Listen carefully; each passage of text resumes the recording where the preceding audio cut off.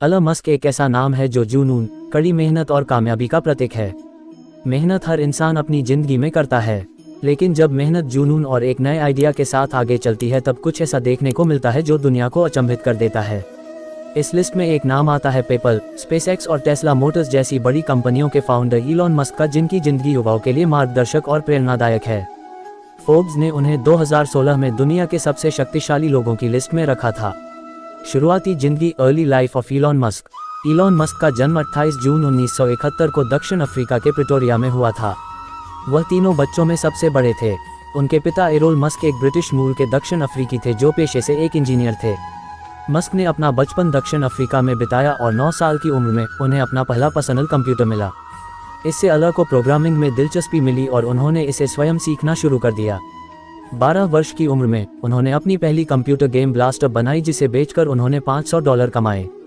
जिस तरह हर सक्सेसफुल इंसान की जिंदगी में कुछ ऐसी घटनाएं घटती है जो भविष्य में उसके लिए मील का पत्थर साबित होती है, ऐसे ही कुछ घटनाएं एलन मस्क के जीवन में भी घटी, जिसके बाद उन्हें सफलता की दिशा प्राप्त हुई।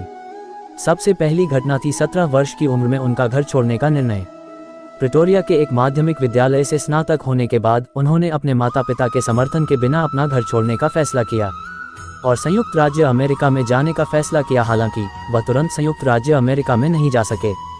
1989 में एलन मस्क अपनी मां के रिश्तेदारों के पास कनाडा में चले गए। कनाडा की नागरिकता प्राप्त करने के बाद एलन मॉन्ट्रियल गए। पैसों की कमी के कारण उन्होंने कम वेतन पर काम करना शुरू कर दिया। 19 साल की उम्र में उन्होंने किंगस्टन, ओंटारियो में क्वींस यूनिवर्सिटी में प्रवेश किया। एलन मस्क ने 2 साल ओंटारियो में अध्ययन किया और फिर अंत में उनका सपना सच हो गया। 1992 में वह संयुक्त राज्य में स्थानांतरित हो गए। उसके बाद एक समय ऐसा भी आया जब एलन मस्क ने किशोर अवस्था में डिप्रेशन से जूझना शुरू कर दिया। तब उन्होंने दार्शनिक और धार्मिक साहित्य को सक्रिय रूप से समझना शुरू कर दिया। लेकिन सबसे मूल्यवान सबक उन्होंने डगलस एडम्स की किताब the hitchhiker guide to the galaxy से सीखा। मस्क ने सीखा कि सबसे मुश्किल चीज़ सही सवालों के साथ अपने आप को पेश करना है, और जिस दिन उसने ऐसा करना शुरू किया, बाकी सब उन्हें आसानी से प्राप्त होने लगा। जब मैं कॉलेज में था, मैं उन चीज़ों में शामिल होना चाहता था जो दुनिया को बदल सके। एलन मस्क ने सोचा कि इंसान को सही सवाल पूछने और उनका जवाब पाने के लिए अपनी चेतना की सीमाओं का विस्तार करना होगा, और इस तरह उन्होंने अपना सवाल पाया, किस चीज़ का इंसान के भविष्य पर सबसे ज़्यादा प्रभाव होगा। और मस्क ने पाया कि ये चीज़ें हैं इंटरनेट और अंतरिक्ष उपनिवेशीकरण, स्पेस कॉलोनाइजेशन। वे इन सभी में योगदान करने की कोशिश करना चाहते थे। ऐसा करने के लिए उन्हें पैसों की आवश्यकता थी। Zip2 और पेपैल। 1995 की गर्मियों में एलन मस्क ने अपने जीवन का दूसरा और सबसे महत्वपूर्ण निर्णय लिया। पेंसिल्वेनिया विश्वविद्यालय से स्नातक होने के बाद उन्होंने स्टैनफोर्ड विश्वविद्यालय के ग्रेजुएट स्कूल में दाखिला लिया ताकि वह भौतिकी और सामग्री विज्ञान के क्षेत्र में अध्ययन कर सकें। हालांकि 2 दिनों के बाद उन्होंने स्नातक विद्यालय छोड़ दिया और अपने भाई किम्बल मस्क के साथ मिलकर उन्होंने अपनी पहली आईटी कंपनी Zip2 बनाई। वह सुबह से देर रात तक काम किया करते थे। वह उसी जगह रहते और सोते थे जहां उन्होंने कार्यालय किराए पर लिया था, और नहाने के लिए उन्हें स्थानीय स्टेडियम के लॉकर रूम में जाना पड़ता था। इससे उन्होंने बचत जमा की और कंपनी को पहले 2 शुरुआती कठिन वर्षों में टिकाया रखा। उस समय इंटरनेट में तेजी से विकास हो रहा था। 1999 में सबसे बड़े सर्च इंजन अल्टा विस्टा ने Zip2 को $307 मिलियन नकद और $34 मिलियन सिक्योरिटीज में खरीदा। यह सौदा एक कंपनी को नकदी में बेचने का एक रिकॉर्ड बन गया। 1999 में मस्क ने इलेक्ट्रॉनिक पेमेंट सिस्टम्स पर काम करना शुरू किया। X.com स्टार्टअप उनका नया कारोबार बन गया। मार्च 2000 में X.com के एक प्रतिद्वंद्वी कंपनी कन्फाइनिटी के साथ विलय कर दिया, जो पीटर थियल और मैक्स लेचिन द्वारा चलाई गई थी। 2001 में विलय के बाद X.com का नाम बदलकर पेपल रखा गया और एलन मस्क को पेपल के अध्यक्ष और मुख्य कार्यकारी अधिकारी बना दिया गया। अक्टूबर 2002 में पेपैल को ईबे द्वारा $1.50 बिलियन में खरीद लिया गया। बिक्री से पहले एलन मस्क का 11% पेपैल स्टॉक था। Founder of SpaceX. पेपैल के बाद मस्क का अगला पड़ाव अंतरिक्ष था। हालांकि इन सब के लिए उनके पास फॉर्मल एजुकेशन नहीं थी, लेकिन अपनी लगन और मेहनत के जरिए उन्होंने इसका ज्ञान प्राप्त करना शुरू कर दिया।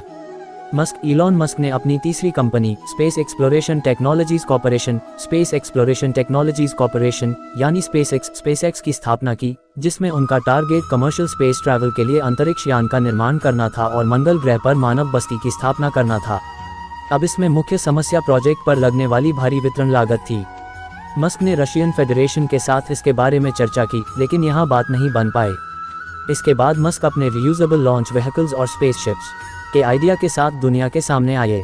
उन्होंने अपने खुद के रॉकेट का डिजाइन और निर्माण करना शुरू कर दिया। उनका मुख्य लक्ष्य था कि कम लागत में न सिर्फ रॉकेट को ऑर्बिट में पहुंचाया जाए बल्कि उसका रीयूज भी किया जा सके। 2006 से 2008 के बीच उनके पहले 3 उड़ान के प्रयास विफल रहे। 28 सितंबर 2008 को चौथे प्रयास के दौरान फॉल्कन 1 अंततः ऑर्बिट में पहुंचा। यदि चौथा लॉन्च भी विफल होता तो स्पेसएक्स कभी भी अस्तित्व में नहीं आता। नासा इन उपलब्धियों से प्रभावित हुआ और अमेरिकी अंतरिक्ष यात्रियों को पृथ्वी की कक्षा से उड़ान भरने के लिए $1.60 बिलियन के अनुबंध पर स्पेसएक्स के साथ समझौता किया। टेस्ला मोटर्स 2003 में इंजीनियर मार्टिन एबरहार्ड और मार्क टेरेपिंग ने टेस्ला मोटर्स की स्थापना की थी। शुरुआत से कंपनी ने खुद को इलेक्ट्रिक वाहनों के पहले सीरियल निर्माता के रूप में स्थापित किया। मस्क ने इन आकांक्षाओं का काफी समर्थन किया। एलन मस्क 2004 में इस प्रोजेक्ट में आए और उन्होंने इस प्रोजेक्ट में $70 मिलियन का निवेश किया। उन्हें बोर्ड ऑफ डायरेक्टर का चेयरमैन बनाया गया। इलॉन मस्क ने अपनी पहली इलेक्ट्रिक कार को डिजाइन करने में अहम योगदान दिया, जो ब्रिटिश लोर्ड्स एलिस पर आधारित टेस्ला रोडस्टर स्पोर्ट कार थी। जनवरी 2018 तक मस्क की कुल संपत्ति 20.9 अरब अमेरिकी डॉलर के करीब है। फोर्ब्स ने अपनी सूची में मस्क को दुनिया के 53वें सबसे अमीर व्यक्ति के रूप में पेश किया है। दोस्तों, एलन मस्क की जिंदगी अपने आप में एक प्रेरणा है। उन्होंने उस क्षेत्र में अपना परचम लहराया जिसकी उनके पास फॉर्मल लर्निंग नहीं थी, लेकिन अपनी इच्छा शक्ति और लगन से किताबें पढ़कर उन्होंने अपने ज्ञान के स्तर को उन सीमों तक पहुंचाया जिसका कल्पना भी मुश्किल है। कई विफलताओं के बाद भी उन्होंने हार नहीं मानी और अपने सपनों को साकार किया। दोस्तों, आपको यह ऑडियो कैसा लगा हमें जरूर बताएं और अपने दोस्तों के साथ इसे जरूर शेयर करें।